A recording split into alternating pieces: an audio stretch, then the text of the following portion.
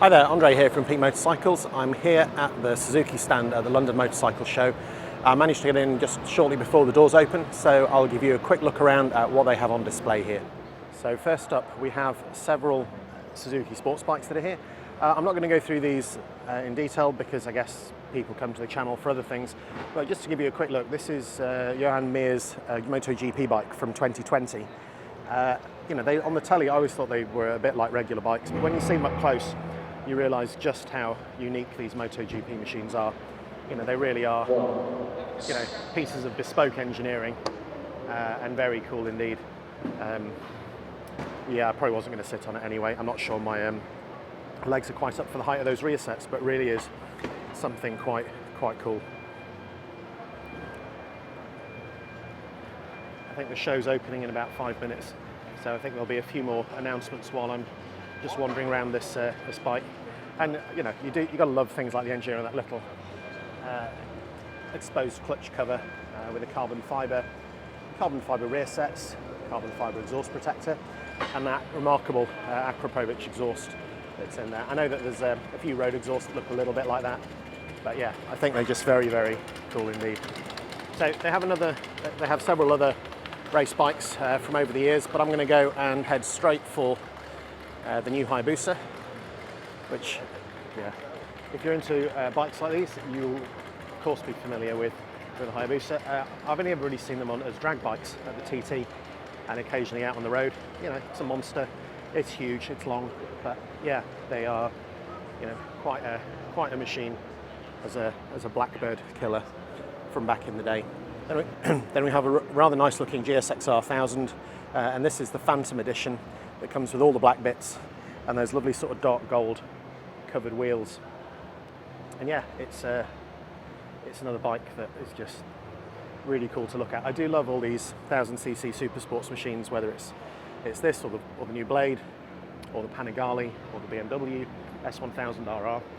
I just don't think they're quite for me. I was quite taken with the Yamaha R7, as if you've seen my Yamaha video you will know.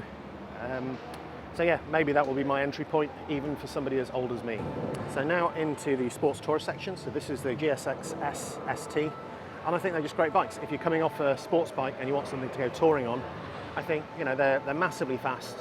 You know, they do have a much more comfortable riding position with those upright bars and the risers instead of the clip-ons, but they're also just really practical, and they're not that expensive for what they are either. I think they're, you know, really cool bikes. And then here we have another one just behind it in blue, another GSXR10. Everything being cleaned up, ready for people coming in and their mucky fingers that they keep putting all over these lovely bikes. And this is the Jigsaw 125, and this thing is under £5,000. You know, it's a 125. Yeah, it's kind of a learner bike over here in the UK. But you know, if you're wanting something that looks like that, not a huge fan of that massive tail tidy at the back, but for under £5,000, I mean, that's a lot of bike for your money. And if you're learning and you want something that's kind of cool, you could do a lot worse. And the last one on this row is the Bergman 400. So it's their maxi scooter. It is huge. It's got that massive tail bit at the end. I know that some of the tours that Magellan Run have had customers that are on these, and they've been up and down mountain passes, you know, just as quick as anyone on bigger bikes. I think the Bergman 400 has been around for a while now, but yeah, it's still selling. And if you're after something like this, that's £7,000 on the road here in the UK. So this road bikes is all their roadsters. So this is the GSX-S125, and again, I think it's quite a cool bike with that little yellow belly pan that's on there. Not really for me, but if you want something like that, I think that's actually a pretty cool bike. The seat looks quite low, despite slightly sort of aggressive styling. The bars are very high relative to the seat, and it does have a pillion seat perched up there at the back, a bit like a sports bike. So next up, we have the SV650. Now the SV650 has been around for ages, and this is the new model.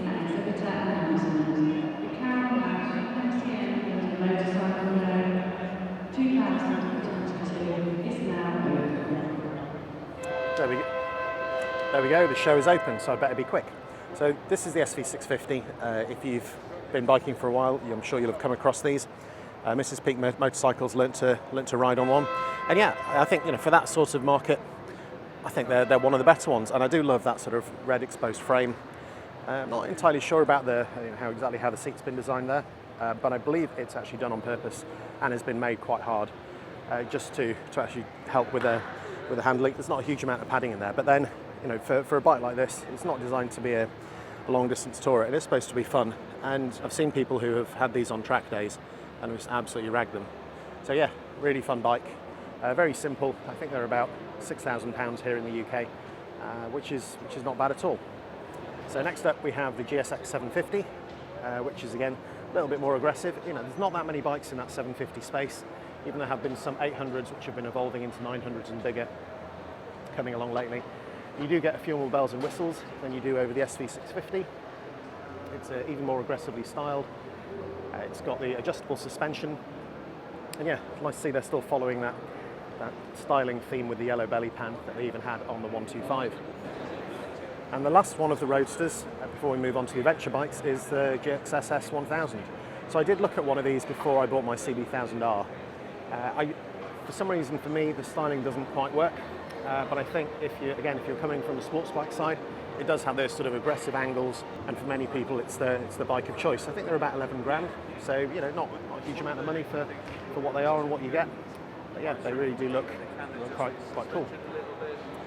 And lastly, I'll just go down the line of adventure bikes. So starting with the VStrom 1050. If you haven't seen one of these up close, yeah, it's their adventure bike. I found the seating position was a bit more dirt bike than tourer compared to my GS. Probably a bit more like the riding position on the Africa Twin. But yeah, very, very solid bikes. I know they've been out for a while. They seem to do pretty good finance deals on them, which I think a lot of people go for here. At the next up we have the same bike but in red, this time without luggage, just so you can see that sort of quite elegant slim back end on it. This is the 650 VStrom. It's a V-twin. This one's got all the gear on it, including the chain cover.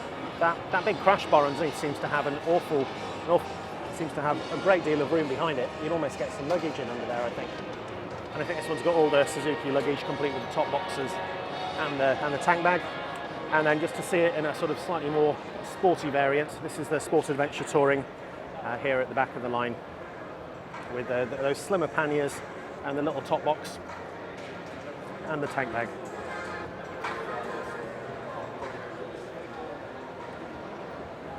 So that's it. That's my quick look around the Suzuki stand here at the London Motorcycle Show 2022. I hope it's been useful. If it has, please check out my other content, and I'll see you on the next one. Thanks for watching.